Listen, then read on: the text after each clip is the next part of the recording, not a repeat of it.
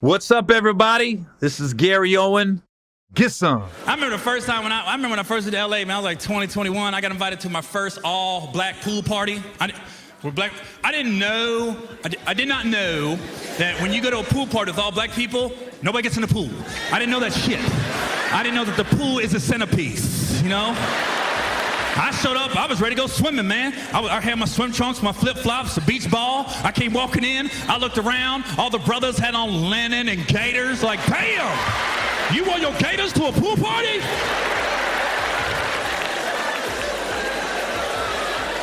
I remember I was at the party, I was there for like 2 hours. I was like, somebody get in the fucking water. I'm sitting there, man, I was like, somebody nobody get in the water. So I'm hot, so I start getting closer to the pool. I start putting my feet in. We should get in. It's good. That didn't work. Then I got on the diving board. See if I'm gonna say anything. Then I walked to the end of the diving board. See if I'm gonna say anything. Nobody say anything. So then I started jumping up and down on the diving board. It was funny because the more I jumped up and down on the diving board, the more all the black people surrounded the pool. Everybody thought I was dancing. Like they was hyping me up. They was like, do that shit, do that shit. I was like.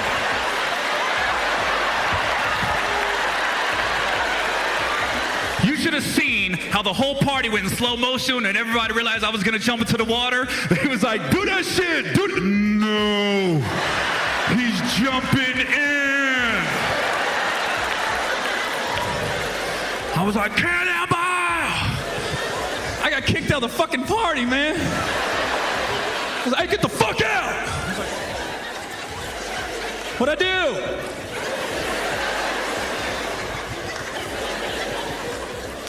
I remember I had to get out, and I got kicked out of the freaking party and had my towel on. I was walking to my car, had my head down.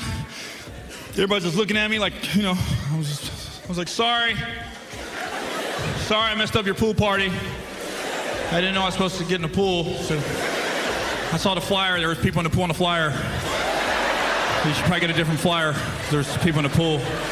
You probably put them all around it and don't put them in. I read the flyer, I saw it, so. I remember right before I got to my car, one brother hemmed me up. Hey, motherfucker, you ruined my gators. You got my gators wet.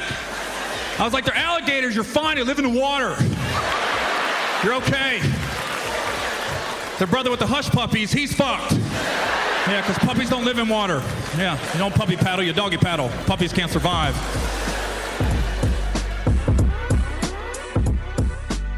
Hey, what's up, everybody? This is Gary Owen with the Get Some podcast. You can listen to this on iTunes. Search hashtag Get Some Gary Owen. Search United We Cast. Or you can listen to it on YouTube. YouTube.com/GaryOwenCom. And with YouTube, I read all the comments that people make on YouTube because it's not a ton of comments. And, I'll be in airports and traveling so much.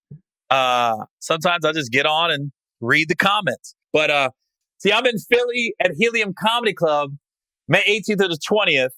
And then I'm in Wichita, Kansas, May 25th at the Orpheum Theater. And then I'm in Oklahoma City, the Tower Theater, May 26th with DC Youngfly. And the first show sold out, so we added a second show in Oklahoma City, May 26th. And then I'm going to end the month in Addison, Texas, which is a suburb of Dallas, at the Improv, the Addison Improv, May 31st through June 3rd. So that's my schedule. Philly, May 18th to the 20th. Wichita, May 25th. Oklahoma City, May 26th. Dallas, May 31st through June 3rd. And it's fun. This is a sweet segue. Look how sweet I am with my podcast segues. Now, I'm in Philly, May 18th to the 20th. Kevin Hart is in Cincinnati, May 19th. So he's in my city the same weekend I'm in his city, which leads us to the big scandal of the week was Kevin Hart's, one of his good, I want to say best friend, but good friend, JT Jackson, who I know was the one that extorted Kevin with that scandal in Vegas. Let me tell you something about JT. This has been Kev's boy for 15 years. As long, I've known Kev for 20 years. Wow, that's crazy. I've known for 20 years. But ever since Kev got to LA and been on the scene and been in the mix in LA, JT's always been with him, man. A lot of times you'll see Kev out and JT's there, whether at a nightclub or a comedy club or just out to eat. You'll see JT.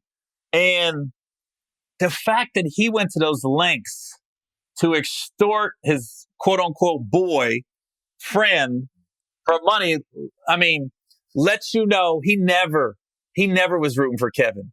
He never was happy for his success.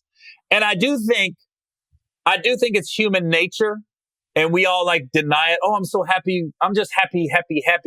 My boys are getting this or my girls are getting this. But when you're in this business, when you're in trying to be an actor, a comedic actor or a comedian, it's jealousy can sneak in, and it does sneak into your brain every now and then. And so does animosity every now and then. And it is a competitive business. And sometimes you, in your heart, feel like you're funnier than somebody and they get a part that you didn't get. Or you wonder why he got this and I'm not. Or you see how easy it is for the machine, we call it. And in the industry, they call it the machine to get behind somebody and just put them in all these different parts to blow them up. And you wonder, why won't they get behind me like that? And it's hard because you're friends with people, but you get a little jealous of them. I've done it.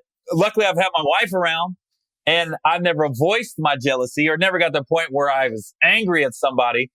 It's like I called my agency and my manager a couple of months ago, and I said, I'm a little frustrated right now with how things are going. And I said, now, I'm not frustrated with my manager. I'm not frustrated with my agency. I'm frustrated at the powers that be that didn't hire me for this project or this project. And it's hard because you're frustrated, but you don't know where to direct it. It's just like, oh, I'm frustrated, but where do I go with it? And I think you got this guy like JT Jackson, clearly not happy with his life, clearly not happy with his career. So instead of trying to go out there and make that money and get into more acting classes or make more YouTube videos or just do whatever you can to see throw everything on the wall and see what's going to stick. And hopefully you get lightning in a bottle with something. You decide, I know my boy's making a lot of money. They publish how much Kevin makes in every movie and how much he earns every year. And you're going to try to extort him with a sex tape that not only are you trying to get money out of your boy, you're messing up his home life too. And I hate when people are like, well, Kev shouldn't have been cheating. That's not your place, man. Plus, you don't know. And not that he has an arrangement with his wife. You don't know what kind of arrangement he's got with his wife. Look at Monique. Monique came out and said, I got an open marriage. And I know Kevin doesn't. And Kevin's admitted he was in the wrong. But still, it's not our place. It's not our place to judge. You don't know where people are at mentally, where they're in their relationship. I mean, people go through ups and downs. And not saying that what Kev did was right and cheating was right. But you do not, under any circumstances, say anything about your boy if he's doing dirt. I wouldn't say nothing about none of my boys. You ain't getting shit. I'll give you an example. I had a friend of mine, and he asked to use my phone one time to call his girlfriend. Now, his girlfriend calls me back like a couple hours later looking for her boyfriend. And she goes, I can't reach him. Do you know where he's at?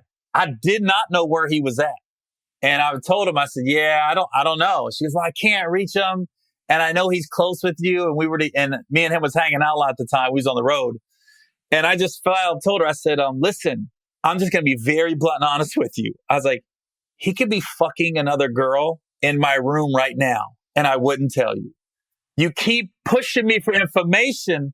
I'm not giving you nothing. And then she goes, I'm thinking some girls will be like, well, fuck you then, Gary, and hang up. No, this is what she says. See, that's why you a good friend. That's what she said.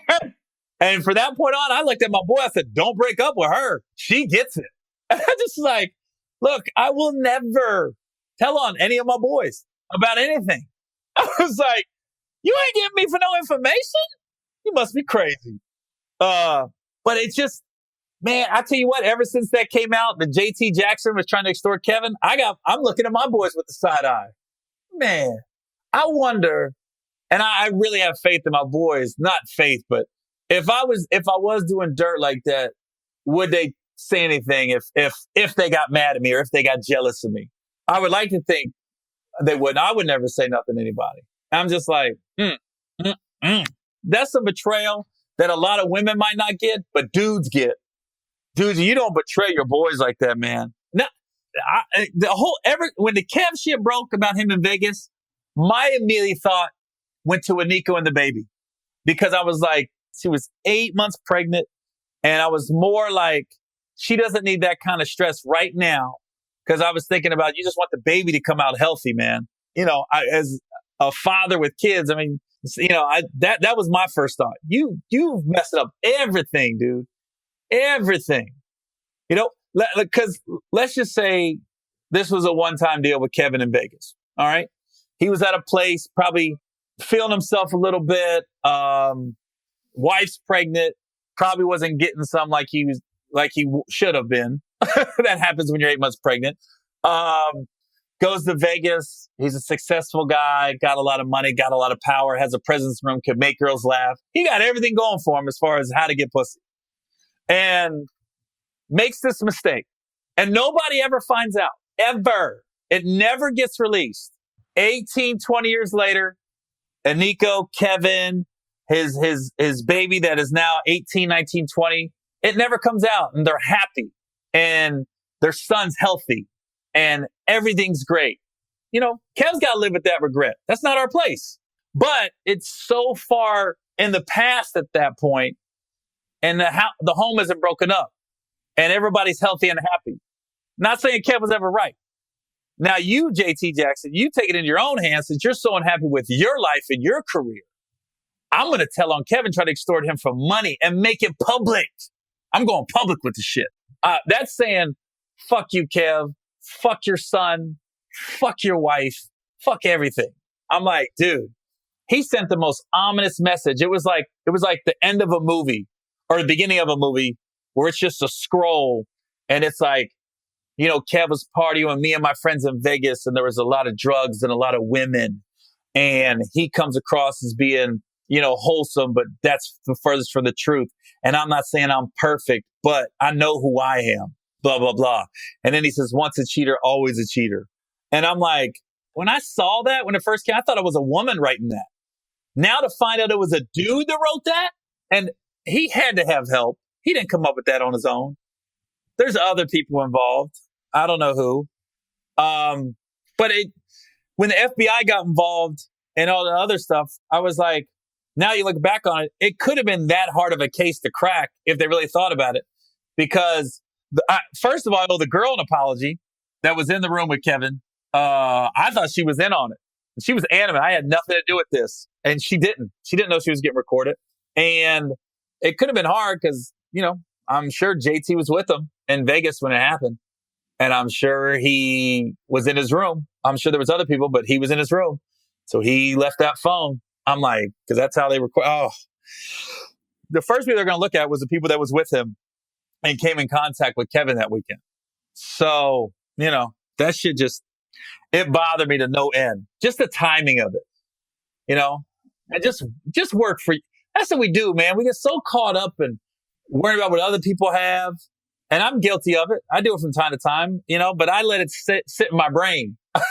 I don't ever voice it or try to come at people. And the thing about JT is Kev's put him in so many things. He put him in a Coca-Cola commercial with Kevin. He put him in Think Like a Man 2 with him. And he's had a decent career. He's been in some stuff. He was in that Marlon Wayans movie, Naked, most recently. That's the thing about entertainment. You never know when your next break's coming, and you don't know who's watching you. And a lot of times they just don't know what to do with you, and they're looking for that one thing that's right. And you just never know. Perfect example of just grinding is Tiffany Haddish, man. I mean, now everybody's like, she's an overnight success, but not Tiffany's been grinding for a minute. And she always believed in herself, and she always thought that role's going to come. That role came in Girls Trip. But she was in the movie Keanu. She was in the movie 300. They had a spoof on it. She was in that. She was on a show I did with Shaquille O'Neal called Upload. She was a special guest on that. I always knew Tiffany was funny. I thought she was a wild ghetto chick, but she didn't go the route, I'm gonna try to make it at the cost of somebody else's downfall. And JT will never work in Hollywood again. Who would want to work with him? Never. When you start telling on shit like that and scams and stuff, I know. Here's the thing: if you get an entertainment business, you're gonna get I mean, the no's completely outweigh the yeses. And you're going to be frustrated and you're going to struggle at some point with something. But it makes, when things do happen, it makes it all that much more rewarding. It really does, man. You know, because I'm in a little drought right now as far as, and I've said it last couple months I've been on my podcast, as far as movies go. But I'm not wavering in my faith in myself. I know something's going to come, and I know when it comes, I'll be ready. I'm over ready. But I know I've been doing these auditions, and I've been doing well in these auditions. It just, for whatever reason, either the director didn't think I was right, or maybe the studio didn't think I was right. But we're getting great feedback, and we know that my name's coming up and I'm in the mix. It's just a matter of, we got to get that one yes. And UTAs told me, and my managers told me, they said, we've seen this 1,000 times. You're doing everything right, Gary. And it'll happen. And we don't know where it's coming from right now, but it's going to happen because they've seen it too many times. It just happens like this. You can't even explain it. Yeah. So this is what I say about JT Jackson. Coming to a Subway sandwich shop near you is JT Jackson serving Subway. He's going to prison. He's going to go to jail probably. So he's either going to be getting 6 to 12 inches in him, or he's going to go to Subway and be serving 6 to 12 inches to us. One or the other. There's inches coming his way, man. It's funny because the only way he comes back from this is either he's innocent, which the FBI is on it. So I don't see him he's innocent. And he's never commented yet. So you know he probably did it because he would already comment it. But I either see that happening or you got to own it, baby. You have to own it. You have to beg for forgiveness from Kevin, from Aniko, from everybody. And just be honest, say, look, I am completely unhappy with where I'm at right now in my career, in my life. I'm completely unhappy. He's married. I might see what his wife says about all this. Because here's the thing.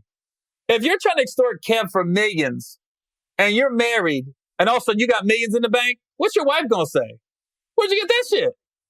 You know, I mean, I may see how he thought he could get millions and have nobody notice. That's what I don't get. You see this shit in movies, man. You extorted your good friend. I mean, you was at the bachelor party. You was at the wedding. You was ride or die guy. And to find out you never rooted for him. Deep down, you were jealous of him.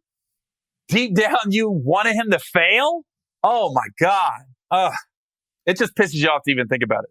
Really does. His rep is ruined. And it's funny how R. Kelly recently said that in an interview. Because after the Bill Cosby thing, then everybody started coming to R. Kelly and he was like, these people are trying to ruin my rep. I'm like, nah, you pissing on a girl ruin your rep, buddy. We all saw that. The media did not ruin your rep. You pissing on a girl ruin your rep in my book. That's a rep ruiner right there. Couple more things I want to talk about. One is I recently did a interview with VladTV, and it's my second time doing a VladTV interview. And I went in there and I filmed something earlier that day when I did VladTV. So the dressing room they had me in was really stuffy, and I started to get like congested real bad. I didn't get like a head cold, but I couldn't breathe. And I did this VladTV interview, and you can go to YouTube and just look it up. Look Gary Owen VladTV. And when we did the interview, my eyes kept watering. I kept sneezing. There was allergies. I don't know what was in that dressing room that just flared me up. But my nose is so red, and I keep sniffing and moving my lips because I didn't want to sniff on camera because I thought I didn't want snot being snuffed up my nose. So I kept moving my lips to hold the sniff in. And every time Vlad would talk, I moved my lips in this weird motion. People were accusing me of being a cokehead. They were like, oh, Gary's been sniffing that good nose candy. And I'm like, no, motherfucker, I was sick. Not sick like that, but that's called allergies. But I don't know what a cokehead really looks like. But I was like, I can see that. But people were like, this motherfucker's doing the nose candy. You know, hey, people were like making all these comments. Note to self, don't do cocaine right before the interview. Give it an hour. And it's like, ain't this a bitch? And it was a miserable interview. But I had to do it because I was in LA. We scheduled it, and I didn't know it was going to look as bad as it did when we filmed it. I mean, as we're doing it, I said, oh, they'll edit it.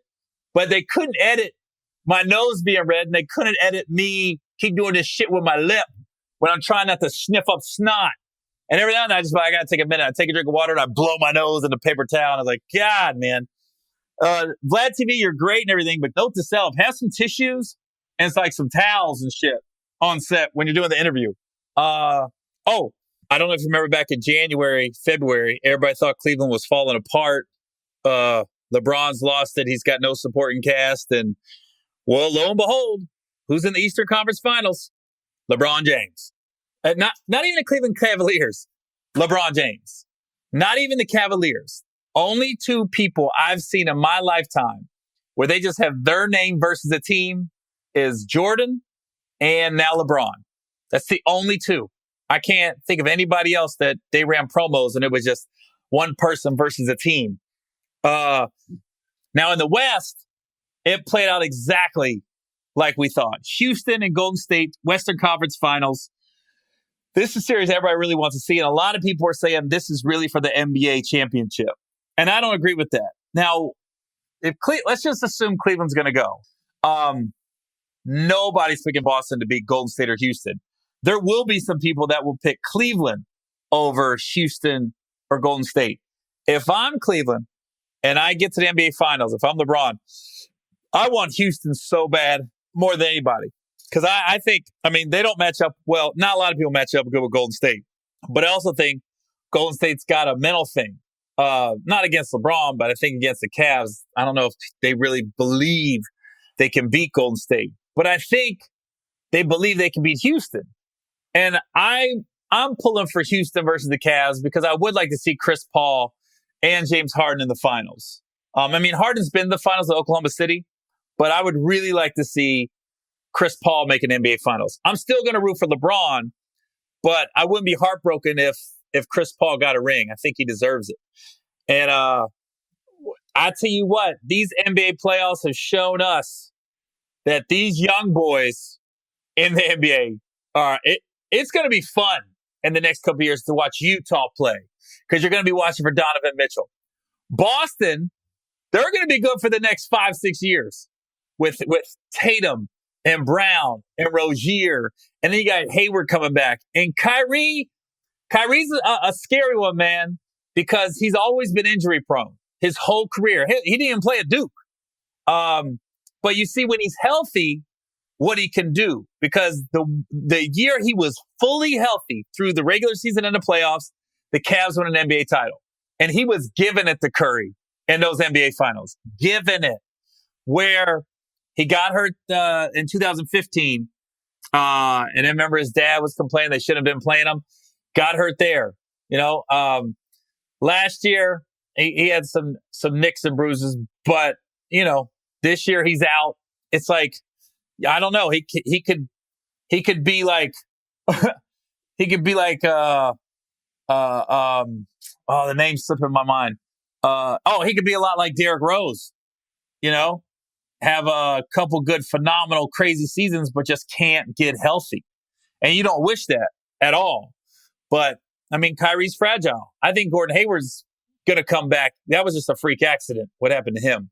But Kyrie has a history, and he's a little guy, man. It's a man's game out there. Don't get it twisted. That's what makes the stuff Allen Iverson did all the more crazy because he was so little, and he would take it in there amongst the trees. But if I'm Cleveland, I'm rooting for Houston. If it ends up being Cleveland NBA Finals, because I think LeBron is not intimidated by Paul or Harden. I think he would really think, I got this. Where I think Golden State gives him a little doubt. And not in himself, but in his team. He would never admit that. But if Cleveland was to win the NBA Finals, it'd be that much harder for LeBron to leave. How do you leave the city? But if they lose, then he has an out. I think he has to leave if they lose. Because he brought a title to the city. And his legacy will be unmatched if he leaves.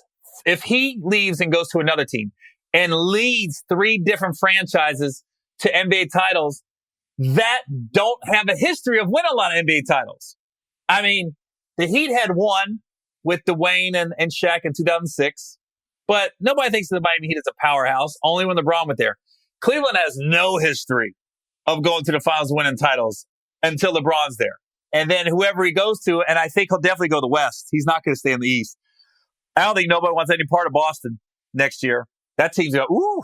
But these young boys, how did I not know Louisville had Rozier and Donovan Mitchell? And how did I not pay any attention really? I know they were good, but I know their games are going to translate like that to the NBA. And how did they not? It's amazing when these guys are just amazing NBA players and couldn't take their teams anywhere in college. Ben Simmons, LSU, didn't do shit in college. Kevin Durant, Texas lost. I remember picking my NCAA bracket. Texas lost in the first round. Durant's sophomore year, or was it his freshman year? Was he one and done? What one and done? They did nothing in the NBA, and they lost in the first round. I was like, dang, how bad is that team?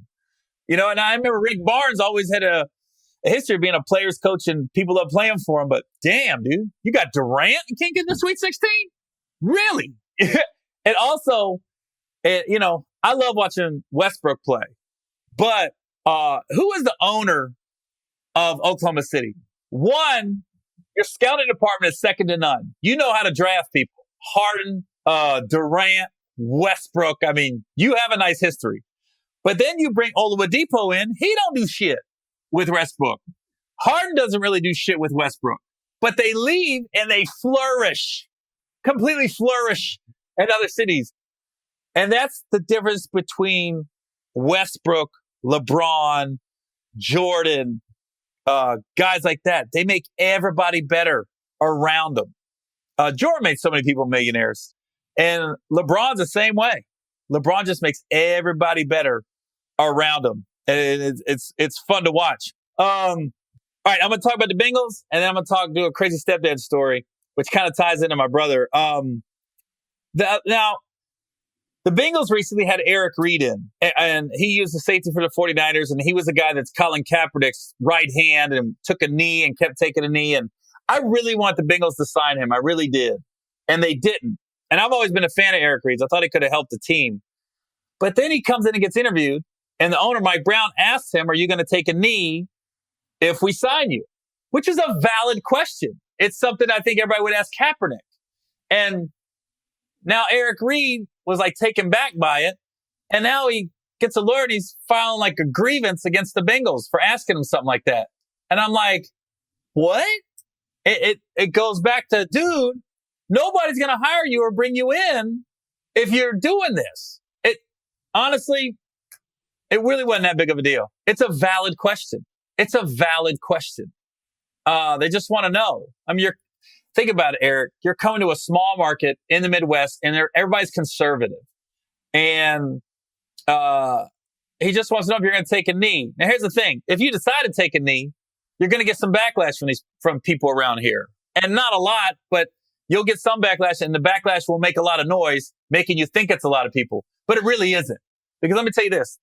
They drafted Joe Mixon last year, there's a video of him hitting a woman. And granted, he was 17, 18 when it happened, but it got released. And when they drafted Joe Mixon, everybody's like, oh, Bengals are going to lose their fan base. They're hiring an abuser. No, they're not. The kid, listen, completely wrong. You don't hit a woman. You don't hit a man for that matter. Just don't hit people. How about that? But 18, not thinking straight, full of testosterone. Woman got in his face, was talking a lot of shit, and he hit her, which was stupid. But scores a couple touchdowns, couple big runs. Ain't nobody bringing up that woman right now.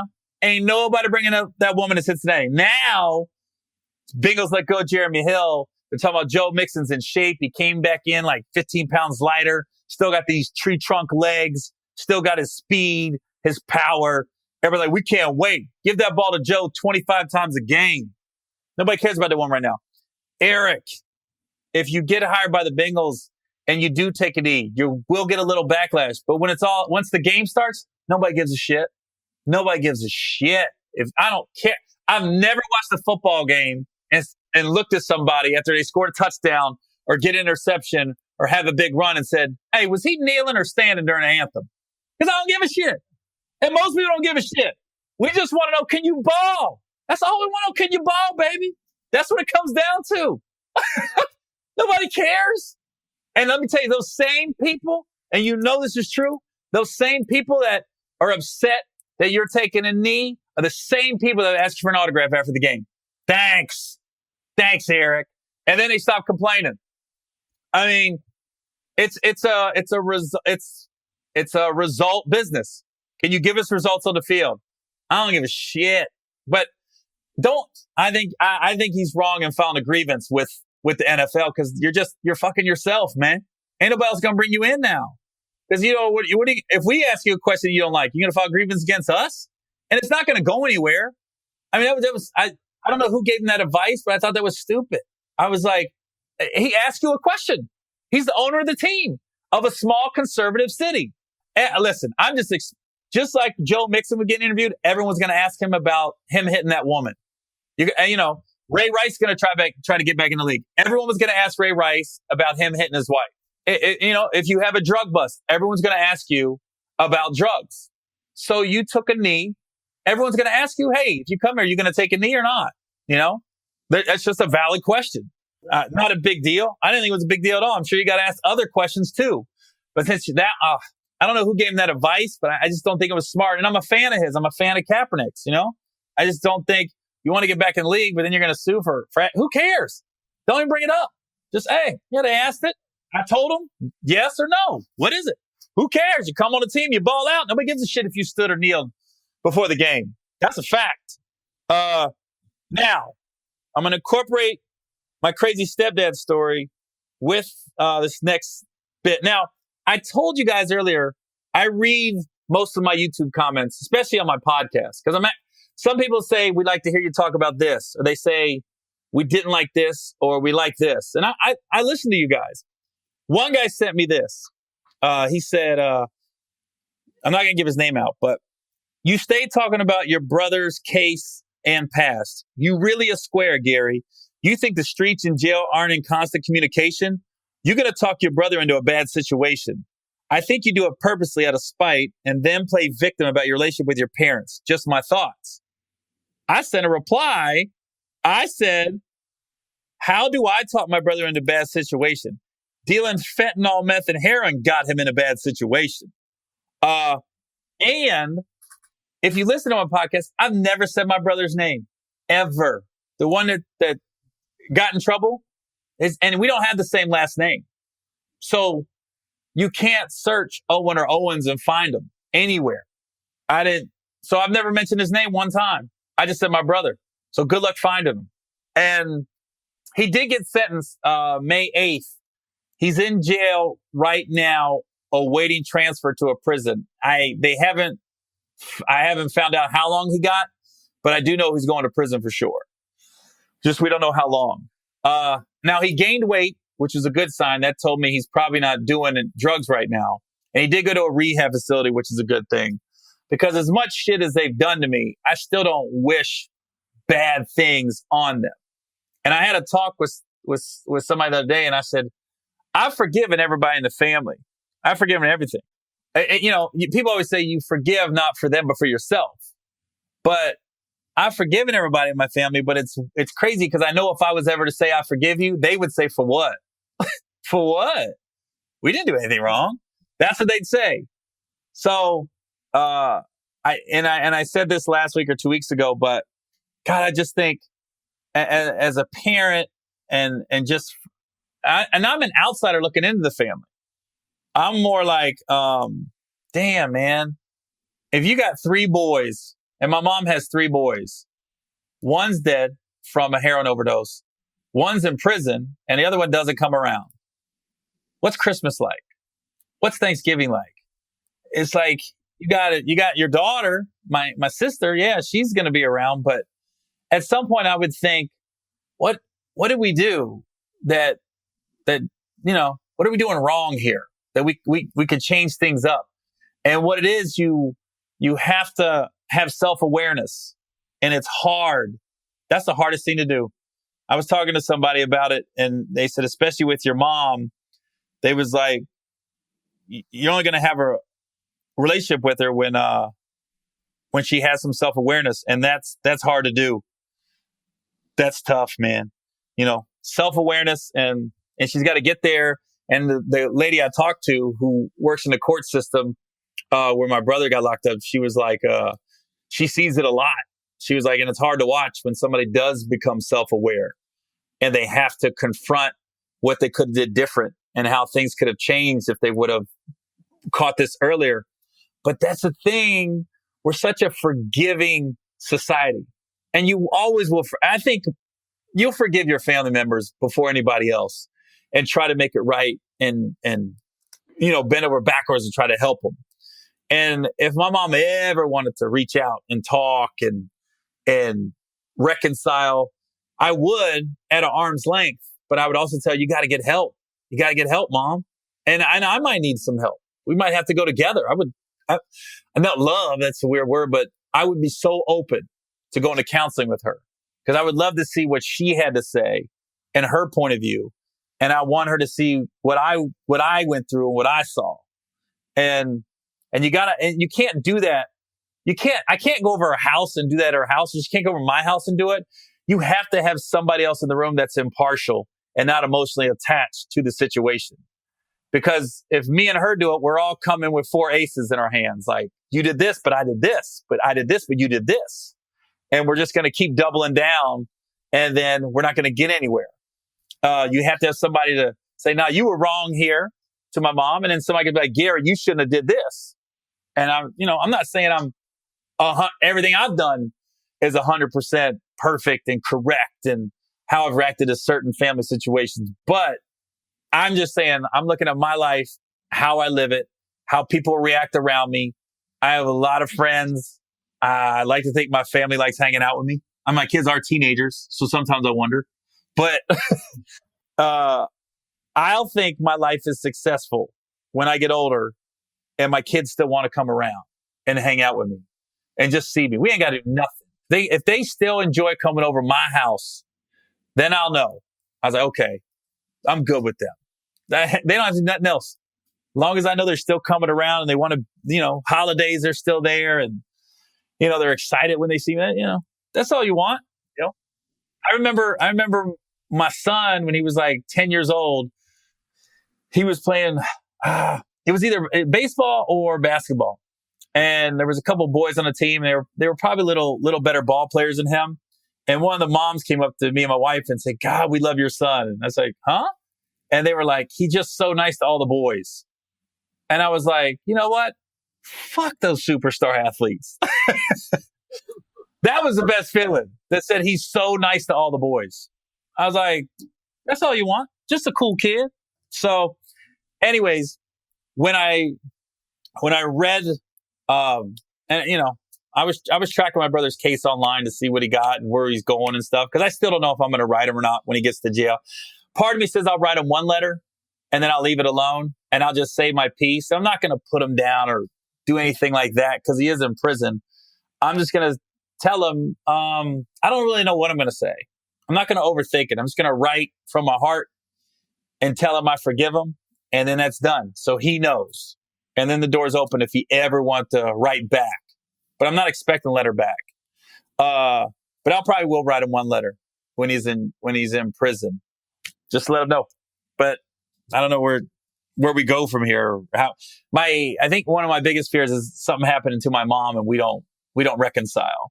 And not even reconcile, but have any kind of closure. Because we don't. We don't talk at all.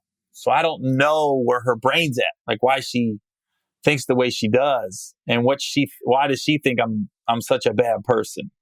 I would just like to know. I'm curious. But you would think come the holidays, you're like, dang, none of my boys are here. One can't be here because he's in prison. One's passed away. Another one just doesn't come around.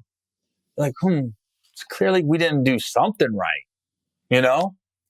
So anyways, and what I was saying was I read the court transcripts from his lawyer, my brother's lawyer, and it had said, one thing it said was he started using drugs to cope with the loss of his brother. He became depressed. And as soon as he got arrested, that's the first thing I said. I said, that's what they're going to say. My mom and stepdad are going to say, He never did drugs. He just started to do drugs when my brother died because he was depressed when he died. And I was like, I knew that was, I said that day he got arrested. I said, that's what they're going to say. Because they have to like push off that guilt. You got to push it away. Why is he doing it? There's no way he's been doing this for a long time. There has to be a reason. Oh, it's because his other brother died. That's what it was. I was like, I knew it. When I read it, I was like, I knew that's what they were going to say. You fucking know it, man. I was looking at it like, there's no way. There's no way I called that.